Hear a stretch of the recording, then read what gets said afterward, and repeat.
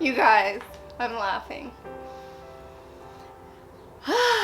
Okay, I'm calling today demo day because I am going to be demolishing parts on this dresser. I mean, it's nothing new for me or this channel, right? Lots of people comment that, you know, they didn't think there was going to be anything left of the dresser because I was taking so much apart. Yes, it is not something new. I do, oh, you get to see sad Tammy with a cone on her head. She has a scratch on her neck and she keeps scratching it, making it worse, so she has to wear the cone of shame. Poor Tammy. Anyway, I don't even know what I was saying now. I'm gonna take these dresses that were from the 70s, unwanted, weeks on Facebook, nobody wanted them. I made an offer to the lady and I got them.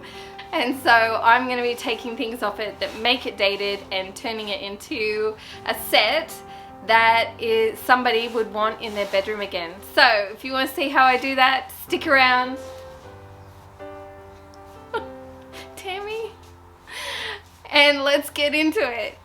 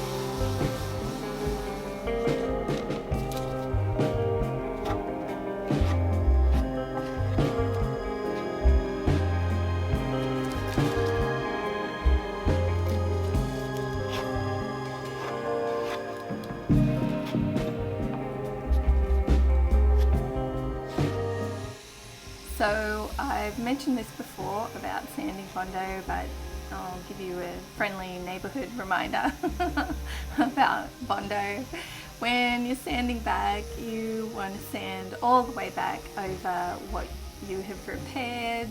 If you leave it looking like that, you see me wiggle my finger, that's going to show up under your paint if you're looking for a smooth finish. So you want to sand right back like I did.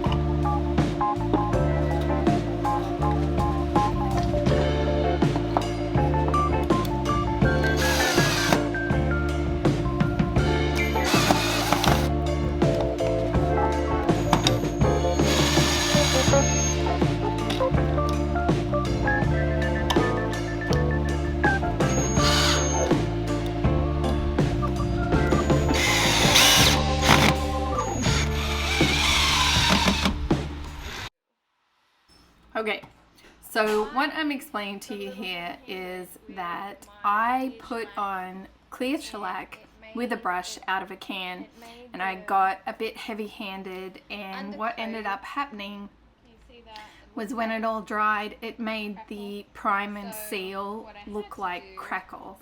So what I had to do was sand it smooth, and then I got my clear shellac in the spray can and did light coats over the top again. So don't panic if this happens to you, all good. Just sand it back so it's smooth and then give it light coats. I think I just got a bit speedy, and you know, always happens when you rush, you make mistakes, and I was slapping it on there mostly because I was just hot and tired. So yeah, we're good. It's good and protected.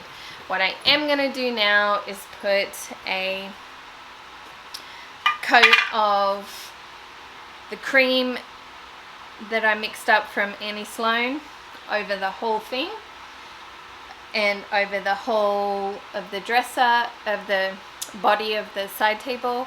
Then we're going to do something a little special in the drawers, because why not? And I you know, I just want it to stand out. So I'm gonna do that after probably 2.5 coats of the cream paint. All right, I made a custom-ish color. I had old ochre, which is a creamy, it's more of a cream. I was gonna say creamy white, but it's a cream.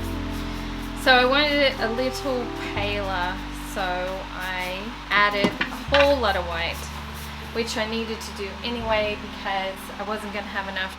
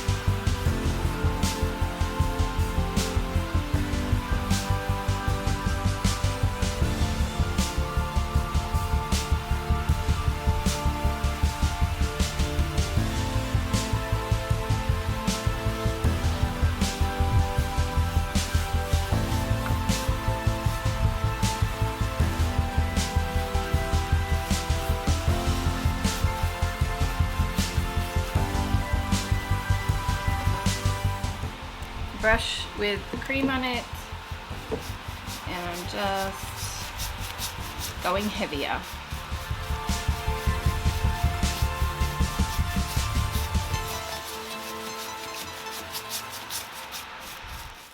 I've had to turn the fan off because I'm top coating. My top coat finally arrived from Amazon, so I'm using General Finishes in flat, and I ordered a massive can of it, and anyway, now I'm broke. It's all good. I don't want the fan blowing around little things on my drying top coat. So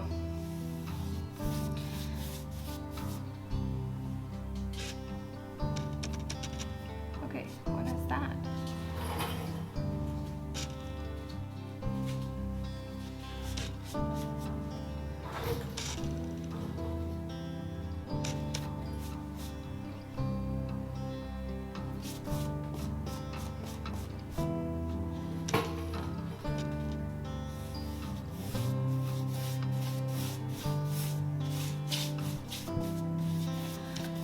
I'm looking side on of my piece because it's always really hard for me to tell where the top coat's gone on and if I've missed anywhere. And I'm not top coating like I usually would in a smooth kind of way. I mean, I don't want it too crazy, but the chalk paint, right, was all crazy brush strokes.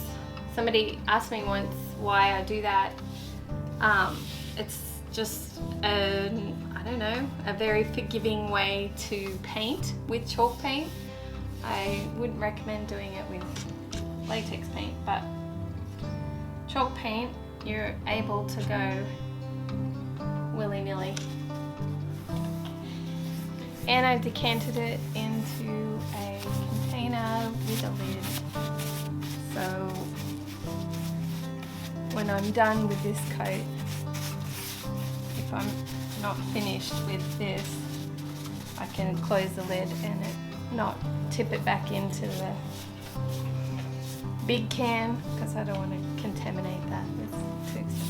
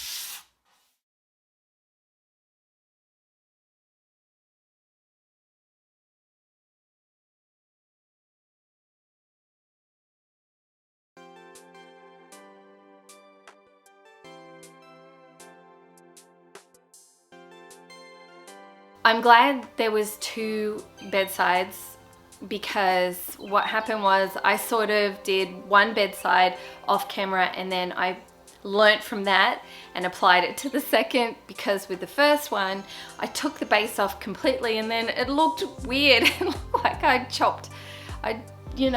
just chopped off half the dresser. So I put the trim back on and that looked much better, because then when I added my base to it, it sort of gave it substantial legs again, which was important. It was just looking a bit funny. So anyway, I learned that lesson. And then, modifying it just a little bit, the drawer fronts, taking those off, have no regrets doing that at all. And then doing a textured finish in there was important because there was no way I was going to get it completely 100% smooth, and so using a textured finish really helped and worked to my advantage there. And then tying this all together was the dry brushing. So it took me a minute to get the stain right on the bottom. At first I glazed it and that didn't work, and then I put a whitewash over the top and I didn't like that, and then because I was being lazy I sort of put a stain over the top of that, and it turned it sort of like a weathered oak shade of purple. I was like, oh no, I can't do that. So I scraped it all back to the raw wood, gave it the weathered oak, and that was the look that I was after, and it looks so good. So I hope you guys learned through me, through my experimenting. A lot of the times I feel like, you know, that's what I do. I experiment and I try things out and then share it with you guys. So I hope you enjoyed this video, and I will see you on next week's piece, which won't be that. That is the dresser. It's not ready yet.